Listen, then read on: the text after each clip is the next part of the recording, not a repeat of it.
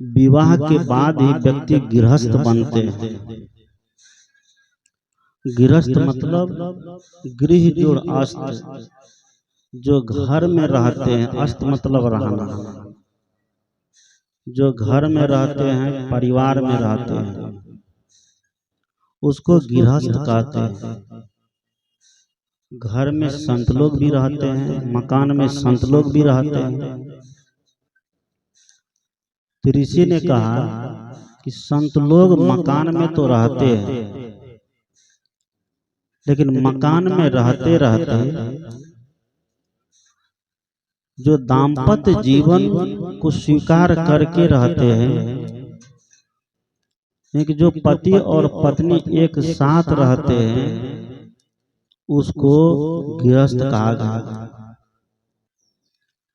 जो विरक्त भाव से रहे, जो साधना के भाव से रहे, जो त्याग के भाव से रहे, जो मानव कल्याण के भाव से रहे, जो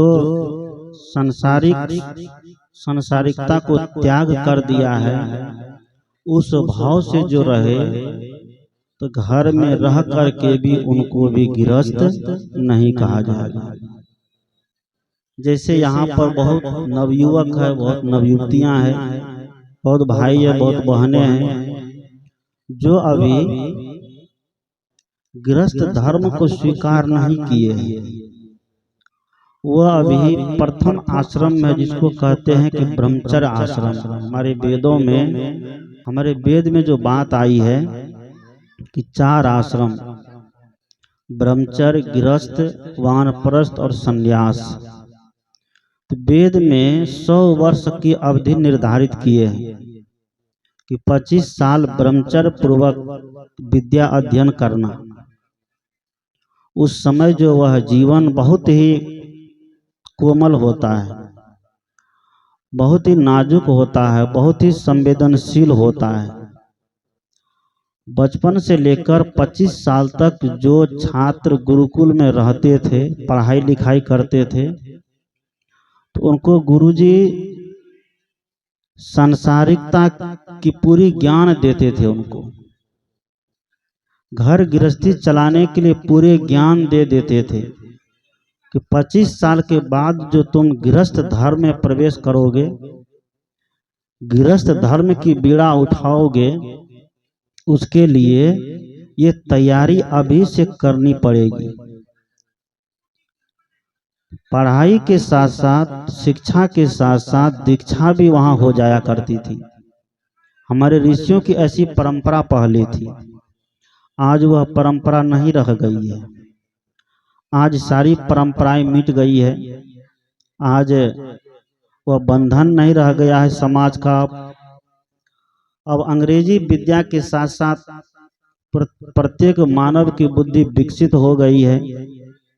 भारतीय सभ्यता संस्कृति को छोड़ करके पाश्चात्य सभ्यता संस्कृति की तरफ हमारे युवक और युवती दौड़ने लग गए हैं। गुरुकुल में जो विद्या शिक्षा दिए जाते थे, वह कोई जाति पाति का नहीं, वह कोई वर्ण का नहीं, वह कोई भ्रम और पाखंड के नहीं दिए जाते थे। वहां पर विद्या दिए जाते थे भ्रम पाखंड मुक्त, जिसका जीवन हो, वही व्यक्ति असली अर्थ में गृहस्थ हो सकते हैं। जिसके जीवन में सेवा की भावना हो, परोपकार की भावना हो। पति और पत्नी जब गृहस्थ जीवन में प्रवेश करते हैं, तो गृहस्थ के लिए कहते हैं कि सेवा सबसे बड़ा उसका धर्म है। और माता पिता गुरु, ये 3 ऋण उसके ऊपर है। मातृ ऋण, पितृ ऋण और गुरु ऋण। ये तीनों ऋण को वह सेवा के माध्यम से खत्म कर सकते हैं, समाप्त कर सकते हैं। माँ जन्म देती है, 9 महीने अपने गर्भ में रखती है, पेट में रखती है, जन्म देती है। पिताजी उनका पालन पोषण करते हैं। इसलिए पिता को विष्णु भगवान कहा गया है। हमारे लौकिक दृष्टि में भी ब्रह्मा को सृष्टिकर्ता बताए हैं, विष्णु जी को पालन करता बताए हैं और शंकर जी को संहार करने वाले बताए हैं। ये सारी की सारी बातें काल्पनिक है, ये सब की सब बातें बनी बनाई है। अभी वर्तमान में जो है ब्रह्मा ये माँ है जो जन्म देते हैं, जन्म देकर के हमें 10 महीने नहीं 25-25 साल तक वो पालन पोषण करती है। खिलाना पिलाना ध्यान रखना, पढ़ाई से लेकर के जब तक उनके बालक पैर पर नहीं खड़े हो जाए तब तक वो सांस पीछा नहीं छोड़ती है। इतना होने के बावजूद भी, शादी विवाह होने के बाद भी अगर कोई पुत्र उनका कमजोर है, आर्थिक दृष्टि से हो या शारीरिक दृष्टि से हो, मानसिक दृष्टि से हो, शैक्षणिक दृष्टि से हो, अगर कोई भी दृष्टि से उनका पुत्र कमजोर है तो माँ जब तक जीवित रहती है तब तक क्या करती है, उनको सहारा देती। ऐसा होता है माँ का हृदय। तब तक वो सहारा दे करके उसको आगे बढ़ाना चाहती है। माँ का हृदय ऐसा होता है, अगर 5 पुत्र हो, पांचों अगर लड़ रहे हो तो माँ ये चाहती है कि कोई हारे नहीं, और उसमें वह किसी को ये हारते हुए नहीं देखना चाहती। सब ये चाहती है कि सब जीते, लेकिन जीत और हार तो होना है। जब तक जीत हार नहीं होगी तब तक संसार नहीं चलेगा।